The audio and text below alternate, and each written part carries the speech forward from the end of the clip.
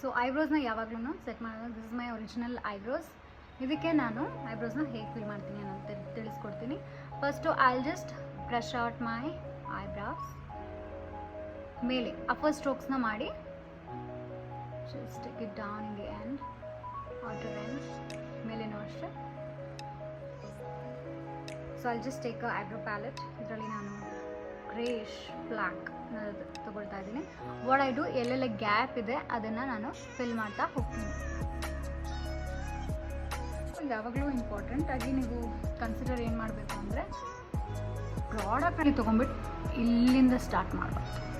So ಸ್ವಲ್ಪ dab ಮಾಡಿ ಹೊರಗಡೆಗೆ, then ಇಲ್ಲಿ 3/4 ಇದೆಯಲ್ಲ, ಇಲ್ಲಿಂದ ನೀವು ಫಿಲ್ ಮಾಡ್ತಾ ಹೋಗಬೇಕು.